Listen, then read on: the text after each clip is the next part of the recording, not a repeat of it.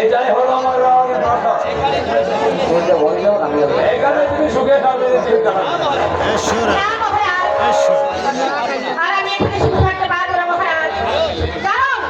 সবাই আমাকে নানান জনে নানান কথা বলছে মহারাজ।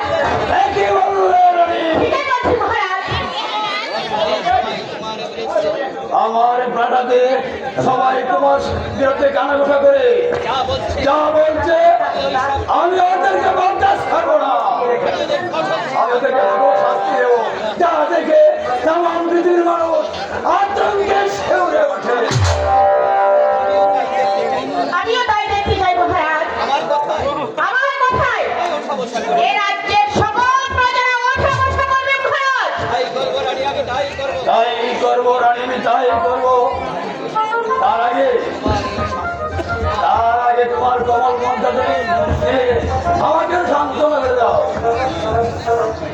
আমি তোমার বধূ, তুমি ভগবানের পরে আমি বলবো। শোনো না, আমি তোমার বধূ, তুমি আমার স্বামী। ভগবানের পরে আমি বলবো। আমি তোমার বধূ, তুমি আমার স্বামী। ভগবানের পরে আমি বলবো।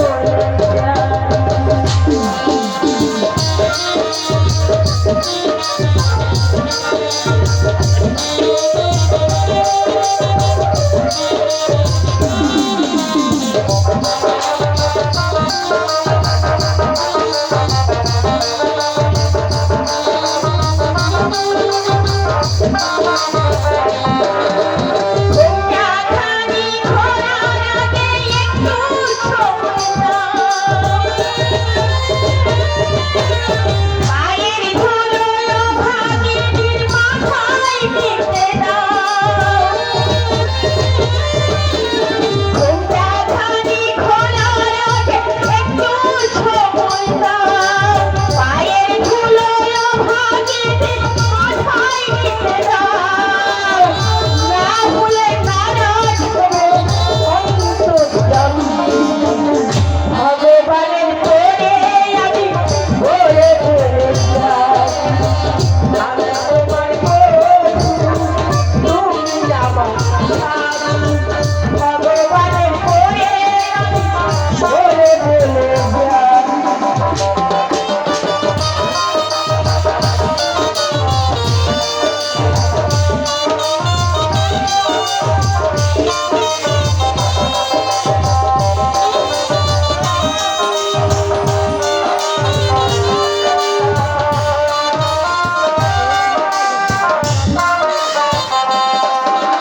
আজকে দুজন দুজনারে পেয়েছি যে তাই তো আমি তোমার মাঝে পিছে যেতে চাই। আজকে দুজন দুজনারে পেয়েছি যে তাই তো আমি তোমার পিছে যেতে চাই। তুমি যে আমার বউ, আমি তোমারই। ভগবানের পরে আমি বলে বলে যাই। তোমার বউ, ভগবানের পরে আমি বলে বলে যাই। আমি তোমার বধূ, তুমি আমার স্বামী। ভগবানের পরে আমি বলে বলে যাই। স্বামী, পিতা পিতা পিতা আমার জন্য কি এনেছো পিতা? শিকারে এমন কোনো জিনিস পাওয়া যায় নাই যা যে এই নাও বাবা, আমি তোমাকে 10টি স্বর্ণের মোহর দিলাম।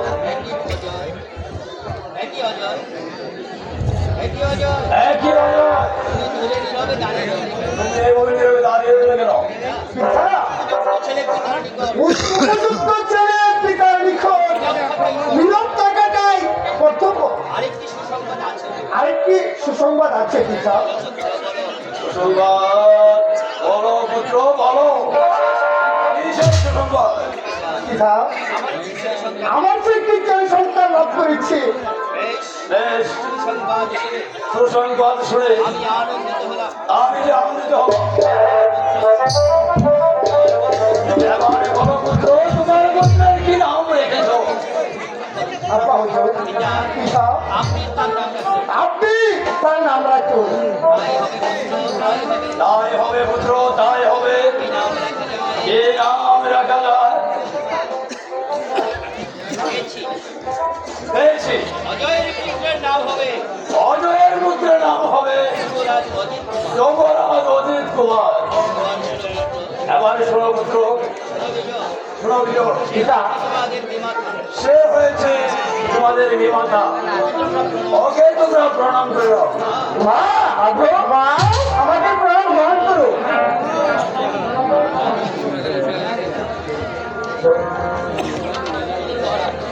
চলুন মহারাজ, আমরা অন্তঃপুরে চলে যাচ্ছি। হ্যাঁ তাই চলো রানী। চলুন চলুন।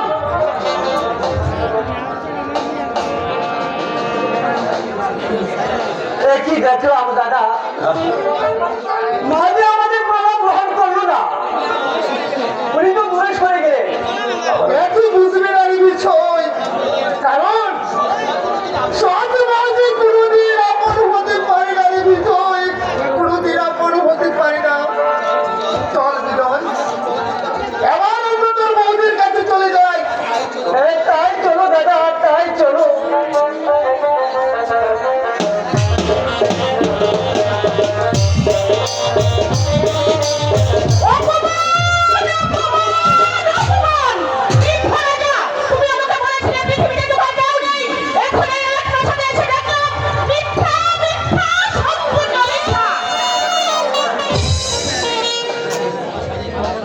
এই রাজপ্রাসাদে আমি কিছুতেই না হতে দেব না।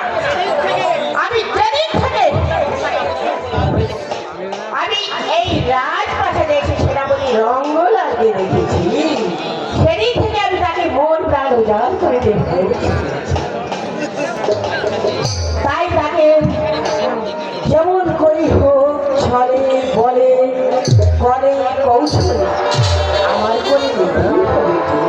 সেনাপতি রঙ্গলাল, আমাকে কেন রেখেছেন?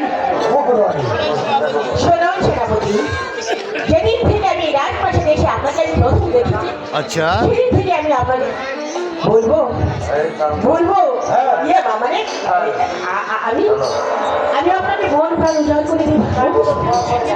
কি বলছেন এই মহারানী? আপনি হচ্ছেন এই রাজ্যের মহারানী, আর আমি হয়েছি আপনার সামান্য বেতনমুক্ত কর্মচারী। আপনার সঙ্গে শোনো সেনাপতি, আমি এই জীবনে যা চেয়েছি তাই পেয়েছি, কারণ ওই বৃদ্ধ রাজার ধারা এই নব যৌবন কিছু দেখছে নষ্ট হতে দেব না। তাই আমি চাই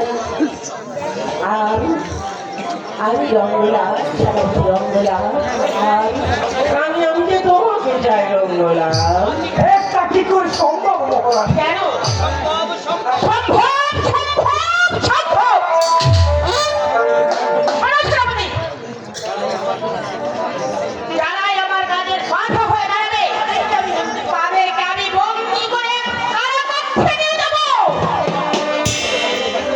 এবার তুমি ভেবে চিন্তে দেখো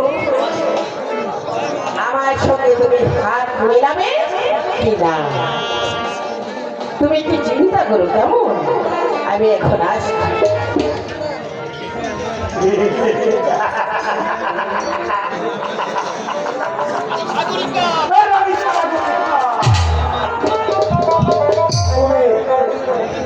এখন আমার প্রেমে হাত উঠাও।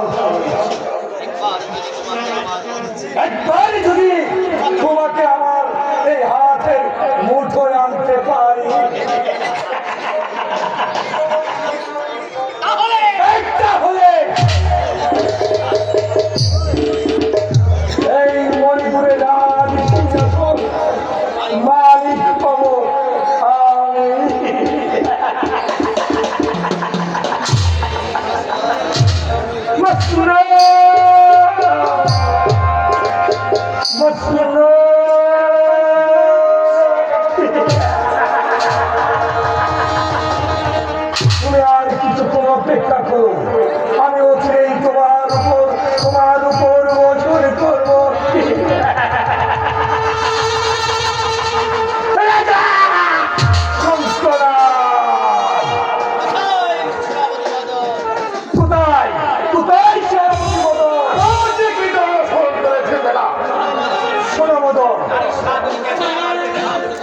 রানীর সাগরিকা এখন আমার দেহে হার ভাবতে।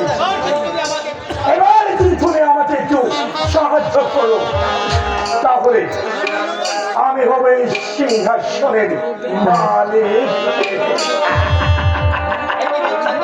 একই মাঠে তারা যার অন্যে প্রতিপালিত হয়ে আর তার থেকে খবর আমি তা করতে পারবো না। কাজ করো মদন, তোমার সাহায্যে যদি আমি এই মণিপুরের রাজ সিংহাসনে বসতে পারি, তাহলে আমি তোমাকে বানাবো আমার এই রাজ্যের প্রধান সেনাপতি।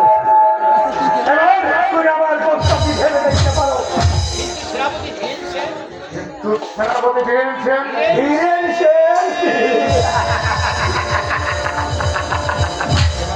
তাকে আমি বন্দি করবো, ওই অন্ধকার কারাগারে নিক্ষেপ করবো।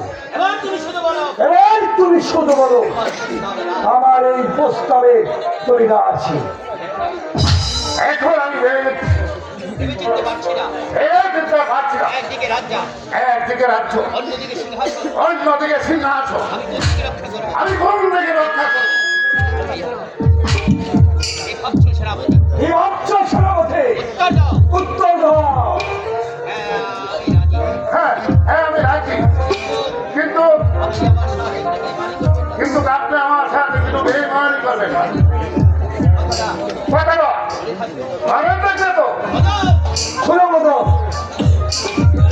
আমি ভগবানের দিব্যি দিয়ে বলছি, আজ আমি তোমাকে যে কথা দিয়েছি তখন আমি তোমার সাথে কথা বল খেলা করবো না। কথাটা তোমার মনে থাকে যেন।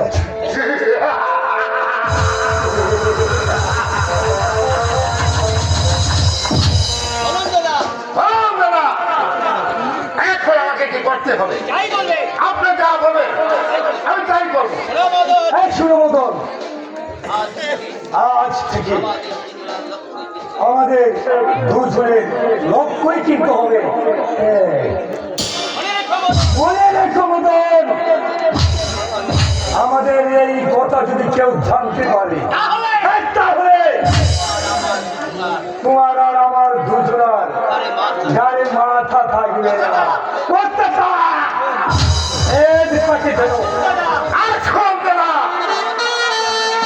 আমাদের কাজে আমরা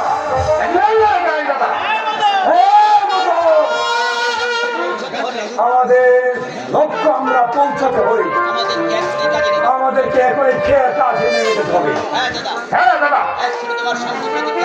এক করে আপনার সামনে আমি প্রতিজ্ঞা করে বলছি, যতক্ষণ পর্যন্ত এই খাদ্য মূলত না দিতে পারছি ততক্ষণ পর্যন্ত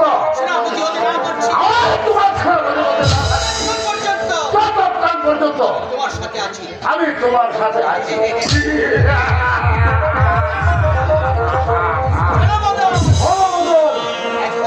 এখন আমাদের কাজে আমরা নেমে পড়ি। তাই চলো মদন, তাই চলো।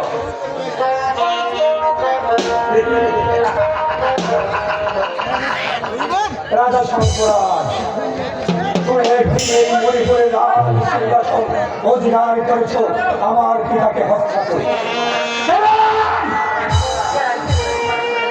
সেনাপতি পদে আমি বহল হয়ে এই রাজ সিংহাসনে প্রতিষ্ঠা করেছিলাম।